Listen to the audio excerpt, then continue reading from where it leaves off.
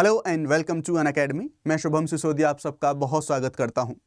दोस्तों, ऐसे आपने कई बार ऐसी चीज़ें सुनी होंगी कि जो हमारा SC ST को उनके एट्रोसिटीज से बचाने के लिए, उनके शोषण से बचाने के लिए जो हमारे पास कानून है SC ST कानून, उसको कई बार कमजोर करने की कोशिश करी जाती है। ऐसे कई बार आरोप लगते हैं, चाहे सरकारों के ऊपर बात कर लें, इवन न्यायपालिका के द्वारा भी कुछ ऐसा करने की कोशिश करी गई। ऑल्दो मैं ये नहीं कहूँगा कि ये इंटेंशनली ऐसा या फिर जानबूझ के ऐसा जो कोशिश ये है ये करी गई, लेकिन यस, अभी हाल फिलहाल में कोर्ट के द्वारा और स्पेशली मुंबई जो बॉम्बे हाई कोर्ट है उसके द्वारा ऐसा जो दरअसल एक जो केस है, एक जो वर्डिक्ट है, वो वर्डिक्ट यहाँ पर दिया गया।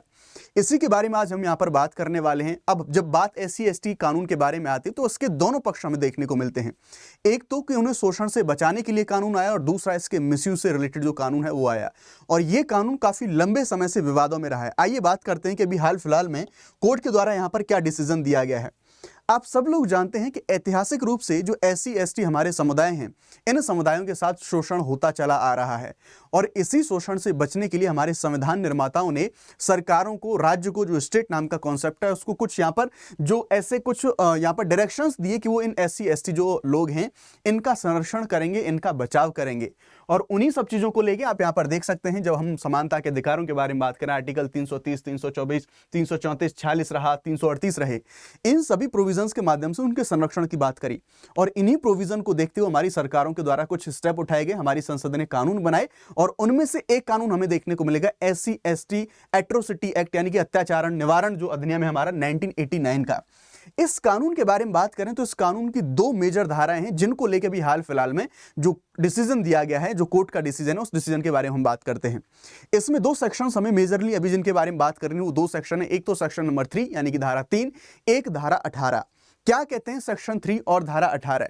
सबसे पहले हम यहां पर धारा 3 के बारे में बात करें तो यह धारा कहती है कि जो भी SC ST के लोग हैं उनके खिलाफ अगर किसी ने जाति सूचक गाली दी, सार्वजनिक अपमान किया, मारपीट करी, धमकी करी, जबरन श्रम, यौन हिंसा, संपत्ति हड़पना, इन सभी को अपराध घोषित करा गया है और फिर ऐसे व्यक्ति को सजा दी जाती है SC ST कानून के तहत में। साथ ही साथ जो मेजर जो बड़ा एक जो संरक्षण है वो प्रोवाइड करता है धारा 18। धारा 18 ये कहती है कि जो भी व्यक्ति SC ST जो कानून है इसके अंतर्गत जो सजा के योग्य होता है उस व्यक्ति को एंटीसिपेटरी बेल, यानी कि हम जब बात करते हैं जो हमारा अग्रिम जमानत है, उस व्यक्ति को अग्रिम जमानत नहीं मिलती। यही सबसे बड़ा वो प्रोविजन है जिस पर विवाद होता है, और अभी भी यहां पर कोर्ट के द्वारा इसी मामले में जो अपडेट्स हैं वो अपडेट्स हमें यहां पर देखने को मिलती हैं। तो ये चीज हमें यहां पर देखने को मिलती है। रिसेंटली मैं आगे आपको बढ़ने से पहले कि इसमें क्या सुप्रीम कोर्ट ने बताया, थोड़ा सा आपको कॉन्टेक्स्ट बता देता हूं कि एक्चुअल में मामला था क्या। मामला ये था, महाराष्ट्र का एक मामला था। महाराष्ट्र में एक SC ST समुदाय से एक जो व्यक्ति थे, एक व्यक्ति के साथ में, उसके परिवार के साथ में मारपीट हुई, जाति सूचक शब्द जो बोले गए, साथ ही साथ घर को जलाने की, संपत्ति को जलाने की जो धमकियां, वो धमकियां भी दी गई। रिपोर्ट्स हुई, FIR लॉज हुई उसमें, और पूरा मामला कोर्ट में पहुंचा। लेकिन यहां पर जो बॉम्बे हाई कोर्ट है, बॉम्बे हाई कोर्ट ने कुछ चीजों को यहां पर नजरअंदाज कर दिया। आइए कौन सी चीजें थी उनके बारे में बात करें। तो दरअसल जो शिकायतकर्ता थे उन्होंने ये आरोप लगाया था कि उन्हें जाति सूचक शब्द यानी कि मंगत्यानो कह के उनको सार्वजनिक रूप से अपमानित किया गया, लोहे की रॉड से पीटा गया और घर जलाने की धमकी दी गई। ना आप ध्यान रखिएगा, ये जो सारे के सारे जो आरोप लगे, ये सारे के सारे जो सेक्शन नंबर 3 है यानी कि धारा 3 है, उस धारा 3 के अंतर्गत अपराध के अंदर आते हैं। हाई कोर्ट ने दरअसल क्या हुआ, जो आरोपी था उस आरोपी को अग्रिम जमानत दे दी, यानी कि एंटीसिपेटरी बेल है वो बेल उसको प्रोवाइड कर दी। और अदालत ने यह मान लिया कि FIR में ऐसा कोई ठोस अपराध प्रथम दृष्टया सिद्ध नहीं होता जो SC ST की धारा 3 के तहत आता हो, जबकि क्लियरली ये सारी चीजें देखी गई थी जो कि धारा 3 के अंतर्गत आती हैं। लेकिन बॉम्बे हाई कोर्ट ने यहां पर इस चीज को मान लिया। बस सुप्रीम कोर्ट मामला, सारा का सारा मामला सुप्रीम कोर्ट पहुंच गया। हाई कोर्ट ने धारा 18 जो कि इन सभी मामलों में SC ST कानून के अंतर्गत जो एंटीसिपेटरी बेल नहीं मिलती, इन सभी मामलों को दरकिनार करके और उसको जो बेल है वो बेल यहां पर दे दी गई जो अग्रिम जमानत पर रोक लगाता है। यह था पूरा मामला जो हाईकोर्ट के द्वारा कराया गया था, यानी कि हाईकोर्ट ने इस धारा 3 को नजरअंदाज करके जो सारे के सारे जो इसमें प्रोविजन थे धारा 18 है उसके खिलाफ में भी जाके, या फिर उसको हम ये कहेंगे कि उसको कंसीडर ना करते हुए आरोपी को यहां पर बेल दे दी। मामला पहुंचा पूरा का पूरा सुप्रीम कोर्ट। ये जो आप जानते हैं कि जब भी किसी जो निचली अदालत के द्वारा कोई ऐसा मिस्टेक होता है, कोई ऐसा प्रॉब्लम क्रिएट होता है, तो सुप्रीम कोर्ट उसको सुधारता है। सेम चीज हमें यहां पर देखने को मिली। सुप्रीम कोर्ट ने दरअसल जो हाई कोर्ट का आदेश था उसको निरस्त कर दिया। सुप्रीम कोर्ट ने अग्रिम जमानत थी उसको यहां पर रद्द कर दिया गया और इसे अधिकार क्षेत्रीय त्रुटि ज्यूरिसडिक्शनल एरर ये यहां पर बताया गया। सुप्रीम कोर्ट ने यहां पर जो तर्क दिया कि जो हाई कोर्ट ने जिस चीज को दरकिनार किया था, जाति सूचक शब्द सार्वजनिक रूप से बोले गए, अपमानित करने की नीयत से कहे गए, इसका मतलब यह है कि एफआईआर से ही प्रथम दृष्टया जो अपराध है वो अपराध यहां पर सिद्ध होता है। ये जो टर्म है आपको ध्यान रखना है कि अगर एफआईआर, क्योंकि अग्रिम जमानत इसमें ऐसा नहीं, अग्रिम जमानत दी नहीं जा सकती, दी जा सकती है। 2018 का कॉन्टेक्स्ट है, उसको भी मैं आपको बताऊंगा। एससी एसटी कानून के तहत अग्रिम जमानत दी जा सकती है, लेकिन वो ऐसी कंडीशन में वो कोर्ट को ये तय करना होगा, कोर्ट को ये डिसाइड करना होगा कि प्रथम दृष्टया क्या जो आरोप लगाए जा रहे हैं वो आरोप कहीं इन सेक्शंस के अधीन तो नहीं आ रहे। इन दैट कंडीशन अग्रिम जमानत दी जा सकती है। लेकिन इस महाराष्ट्र के केस में क्लियरली धारा 3 में जितने भी सारे अपराध माने गए हैं वो सब यहां पर जो है आ रहे थे, धारा 18 के अंतर्गत आ रहे थे, लेकिन तब भी उसको यहां पर जमानत दे दी गई थी। ऐसी स्थिति में धारा 18 एससी एसटी एक्ट के तहत में अग्रिम जमानत नहीं दी जा सकती। सुप्रीम कोर्ट ने यह निर्णय दिया कि जो एससी एसटी कानून की धारा जो 18 है उसके तहत अग्रिम जमानत तभी संभव है जब एफआईआर के आधार पर प्रथम दृष्टया यह सिद्ध हो जाए कि कोई अपराध बना ही नहीं है। इन दैट कंडीशन, जब प्रथम दृष्टया ऐसा फील होगा तब जाके अग्रिम जमानत दी जा सकती है। लेकिन महाराष्ट्र के मामले में ऐसा यहां पर केस नहीं था। तो अल्टीमेटली जो बॉम्बे हाईकोर्ट के द्वारा ऐसा जो ये जो करा गया था, या फिर बॉम्बे हाईकोर्ट ने जो अग्रिम जमानत दे दी थी, उस चीज को पलटा गया सुप्रीम कोर्ट के द्वारा। अब ये जो अग्रिम जमानत की बात है, ये ऐसी बात नहीं अभी ये विवादों में या फिर अभी काफी जो न्यूज में है, न्यूज में आया हो, ऐसा पहले भी होता रहा है। होपफुली आप में से सबको ज्यादातर लोगों को पता होगा 2018 और 2020 के जो केसेस आए थे उनके बारे में।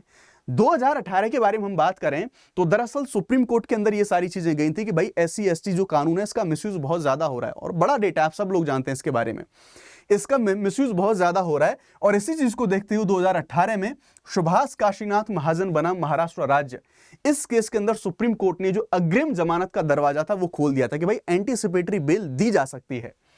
इन सभी चीजों को देखते हुए जैसे ही ये सारी चीजें हुई, जैसे सुप्रीम कोर्ट ने थोड़ी राहत दी, पूरा का पूरा एससी एसटी समुदाय के द्वारा बड़े लेवल पर हिंसक प्रदर्शन करे गए, रेल की पटरियों को उखाड़ा गया, बहुत सारी ऐसी एक्टिविटी हमें यहां पर देखने को मिलती हैं। इन सभी चीजों को देखते हुए सरकार ने फिर से इस कानून में संशोधन किया और संसद ने तुरंत प्रक्रिया देखी, जो धारा 18A है उसको यहां पर इसमें जोड़ा और इसमें साफ कहा गया कि एससी एसटी एक्ट के अपराधों में अग्रिम जमानत उपलब्ध नहीं होगी। यहां पर चीजों को ऐड करा गया। अगेन फिर से ये जो अमेंडमेंट करा गया था, जो सुप्रीम कोर्ट के फैसले के बाद जो संसद ने अमेंडमेंट करा था, इसको फिर से 2020 में सुप्रीम कोर्ट के अंदर चैलेंज करा गया। पृथ्वीराज चौहान बनाम भारत संघ केस, इसके अंदर इसमें यह चैलेंज करा गया कि ये जो संशोधन है ये अवैध है या फिर वैध रूप से नहीं करा गया। इसको सुप्रीम कोर्ट में चुनौती दी, लेकिन हमें देखने को मिलेगा कि एग्जैक्टली हम देखेंगे सुप्रीम कोर्ट ने संशोधन को वैध और संवैधानिक बताया, लेकिन यह भी स्पष्ट किया यहां पर थोड़ा सा सब्जेक्टिविटी का गेम हमें देखने को मिलता है। सुप्रीम कोर्ट ने यह बोला कि अगर एफआईआर से प्रथम दृष्टया ही अपराध सिद्ध ना हो तब अदालत अग्रिम जमानत पर विचार कर सकती है। लेकिन यानी कि जो हम यहां पर यह देखने को मिलेगा कि जो धारा 18 इसका प्रतिबंध पूर्णतः निरपेक्ष नहीं है, यानी कि जो प्रतिबंध लगाया गया है ये एब्सोल्यूट नहीं है। ये कोर्ट को डिसाइड करना पड़ेगा कि वो बहुत सख्त है ऐसा मामला, यानी कि कोर्ट इस मामले को लेकर जो अग्रिम जमानत है इसको लेकर सख्त है, लेकिन पूरी तरह से निरपेक्ष नहीं है। यानी कि देखना होगा, प्राइमा फेसी देखना होगा कि क्या वाकई में जो धारा 3 है उसके अधीन कोई अपराध हुआ है। अगर अपराध दिखेगा तो वैसी कंडीशन में जो अग्रिम जमानत है वो नहीं दी जाएगी, और नहीं दिखेगा तो इन दैट कंडीशन जो एंटीसिपेटरी बेल है वो बेल यहां पर दी जा सकती है। ध्यान रखना होगा जो कोर्ट के द्वारा ऐसी जो फैसले दिए जाते हैं, जैसे बॉम्बे हाईकोर्ट ने जो फैसला है वो दिया, तो देखेंगे कि जिला और उच्च न्यायालय में जो न्यायाधीश है उनको एससी एसटी के मामलों में जो संवैधानिक मूल है उनको प्रशिक्षण दिया जा सकता है, या फिर ऐसी चीजें अगर कोई कभी कुछ ऐसी चीज हो जाए तो फिर करेक्शन किए जा सकते हैं बाय सुप्रीम कोर्ट।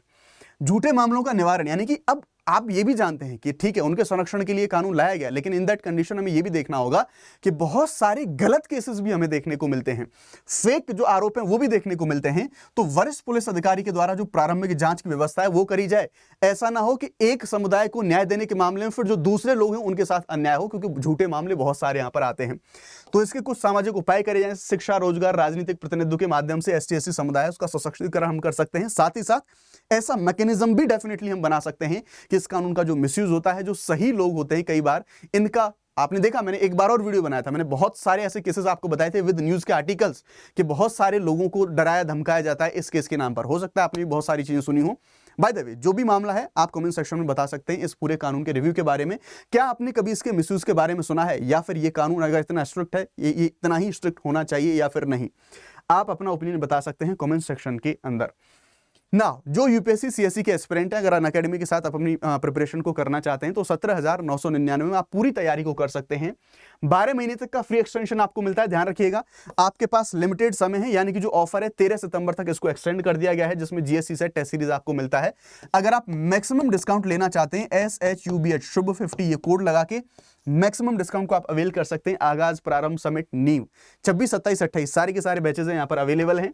अगर आप प्रीलिम्स क्वालिफाई कर लेते हैं तो अनअकैडमी आपको मेंस की प्रिपरेशन कराएगा, और प्रीलिम्स बाय चांस फेल भी हो जाता है तो in that condition next year exam देने के लिए हम आपको क्रैश कोर्स है वो फ्री ऑफ कॉस्ट यहाँ पर प्रोवाइड करेंगे। इस कानून के बारे में कमेंट सेक्शन में अपनी राय जरूर बताएं। Thank you very much.